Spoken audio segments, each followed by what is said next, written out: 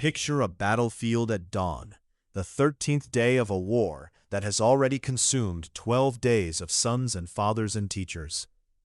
The Kaurava commander Dronacharya, son of the sage Bharadvaja, has arranged his army into a formation unlike anything the Pandavas have faced before. Viewed from above, it resembles a blooming lotus, or a turning wheel. The Sanskrit names say both things at once: Padmavyuha, the lotus array; Chakravyuha, the wheel array. Concentric rings of armed men, cavalry, elephants, rotating inward like a coiling labyrinth. To move through it, a warrior must know not only how to break each successive wall, but how to reverse the movement, how to read the spiral from inside, how to exit. Drona has built this deliberately. He knows that on the Pandava side, only 4 warriors possess that complete knowledge: Arjuna, Krishna, Pradyumna, and the young Abhimanyu. And Arjuna and Krishna have been drawn south by the Samsaptaka warriors at dawn, away from the central field. Pradyumna is absent. What Drona understands and builds upon is that Abhimanyu knows only half. The text is precise about what that half consists of. In the Abhimanyu Vada Parva of the Drona Parva, the 7th of the 18 books of the Mahabharata, when Yudhishthira summons Abhimanyu and places the burden of entry upon him, the young warrior does not pretend. He says, in the Ganguly rendering of the canonical Sanskrit, "Desiring victory to my sires, soon shall I in battle penetrate into that firm, fierce, and foremost of arrays formed by Drona. I have been taught by my father a method of penetrating and smiting this kind of array. I shall not be able, however, to come out if any kind of danger overtakes me." The declaration is calm, exact, and devastating. He knows what he knows what he does not know, and he enters anyway. This is the moment around which everything else in the episode turns, and it is worth staying with it. Post-canonical Sanskrit philosophical commentary has a term for the structural condition Abhimanyu names here: ardha-jnana, from ardha meaning half and jnana meaning knowledge or wisdom. The term does not appear in the Vyasa text itself. It is a later analytical concept, the kind of precision that commentators reach for when they want to name what the narrative has shown. Ardha-jnana is not ignorance, it is not stupidity, it is not the error of someone who does not know that they do not know. It is something more precise and more dangerous than that. Competence at the threshold, mastery of the entry, blindness only at the exit. How did Abhimanyu come to hold exactly this shape of knowledge? The canonical text, the Bori critical edition supported by Bibek Debroy's translation, and the Ganguly rendering, says that Arjuna taught Abhimanyu directly. Present in some regional recensions, but not in the Vyasa Mahabharata, as established by the Bhandarkar Oriental Research Institute's critical edition, places that teaching in the womb. Arjuna explaining the Chakravyuha to his wife Subhadra, while Abhimanyu listens from inside her. Subhadra falling asleep before Arjuna reaches the exit method, and the child absorbing only what was spoken before sleep claimed his mother. That image has the quality of a dream. It has given generations of listeners something to hold. But it is not what the canonical text says. The canonical text is quieter and stranger. A father taught a son everything he could, and something was left incomplete. We are not told why. We are not told whether Arjuna forgot, or ran out of time, or thought there would be more occasions. The gap is simply there, in the knowledge, the way gaps live inside any inheritance. The narrative places another layer beneath even the canonical teaching.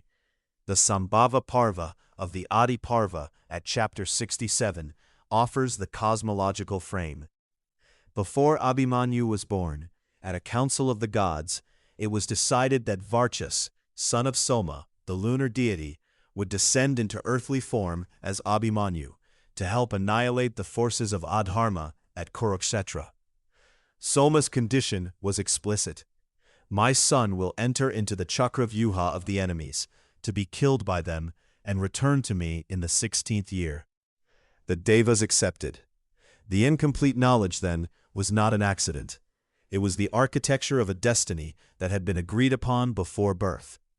And yet, and this is what the text refuses to flatten, Abhimanyu himself does not know this. He stands before Yudhishthira, speaking only from what he has been taught by his father. The cosmological frame is visible to us, to the listener. It is not visible to him. He chooses with partial knowledge, not with foreknowledge of his own cosmological role. Yudhishthira's part in what follows deserves attention. He is the one who persuades Abhimanyu to enter. He tells the boy that the Pandava warriors will follow him through the breach he creates, that they will be there if fatal danger comes. He is not lying. He believes this. But the promise depends on conditions he cannot guarantee. As soon as Abhimanyu penetrates the formation, Jayadratha, king of Sindhu, activates a boon he had received from Shiva, the power to hold back any army except Arjuna's for a single day. Yudhishthira, Bhima, all of them are stopped at the gate. The backup that made the plan viable never arrives. Abhimanyu is alone inside a trap that was designed for complete knowledge, carrying only half.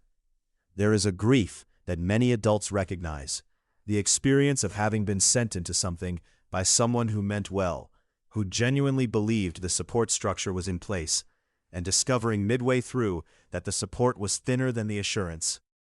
A young woman in her late 20s agrees to take in her aging father, her siblings promising to share the burden of visits, of decisions, of the medical appointments that multiply through winter into spring. The siblings mean it when they say it. Then one moves cities, one has a new child, one simply stops calling back, and she is alone inside a commitment that was built for 4 hands and is now held by 2. She is trapped by the gap between what was promised in good faith and what the structure could actually hold. The Mahabharata sees this precisely. Yudhishthira is not the villain of this episode. The text's moral judgment falls elsewhere, and it falls much harder.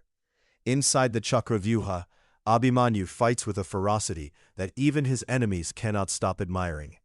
Drona, watching the boy careen through the formation, wounding everyone, Drona himself, Karna, Kripa, Shalya, Duryodhana, Ashvatthama, turns to Karna and says, in the Ganguly translation of the Abhimanyu Vada Parva, observing him with vigilance, "Have any of you been able to detect any defeat in this youth? He is careering in all directions.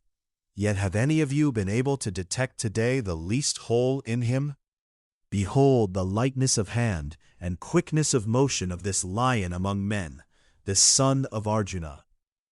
The teacher praises the student's son with what sounds like genuine awe, and then, in the same conversation, he tells Karna exactly how to kill him. This is the ethical collapse at the center of the episode. Drona's instruction is explicit. Destroy his bow, his horses, his supporting flanks, and make him turn back. Then strike from behind. Karna cuts the bow. Kritavarma kills the horses. Kripa destroys the flank supporters. 6 Maharathis, great warriors who by the established rules of Dharma Yuddha, righteous warfare, were each obligated to fight one opponent at a time, surround a single disarmed boy, and shower arrows upon him together. Abhimanyu fights with a sword until Drona destroys the sword. He takes up his shield until Karna destroys the shield. He lifts a chariot wheel from the ground, bare hands, a wheel, and rushes forward. Even this is destroyed. He is struck down finally by Dushasana's son with a mace, on the crown of his head, as he is rising from the earth. The text records what the creatures of the sky say in that moment, in the Ganguly rendering of chapter 48. Alas, this one lieth on the field, slain, while fighting singly, by 6 mighty car warriors of the Dhritarashtra army, headed by Drona and Karna. This act hath been, we hold, an unrighteous one. The moral verdict comes from the welkin itself, and the framing narrative confirms it. Dhritarashtra, speaking to Sanjaya, in what the Bibek Debroy translation of the Bori critical edition renders as post-war reflection, says, "I had no hope of victory when I heard that Subhadra's brave son had single-handedly penetrated our secret battle formation, impenetrable to others. I had no hope of victory when I heard that all our great warriors, unable to defeat Arjuna, combined to surround and kill the boy Abhimanyu, and then rejoiced. The blind king sees it clearly only after everything is over. What the Dronacharya is examining through this single day's action is a compound failure with multiple nodes. Ardha-jnana is the seed, but ardha-jnana alone does not kill Abhimanyu. He holds his own against every great warrior on the field, one at a time. What kills him is a system's willingness to abandon its own rules when a partial knowledge threatens to become sufficient. The Vyuha was designed to require complete mastery. Abhimanyu's half-knowledge should have been a fatal liability from the beginning. Instead, his courage, his training, his ferocity at the threshold make his half-knowledge nearly enough, and that terrifies the system. So the system cheats. There is a moment many people recognize in a quieter register.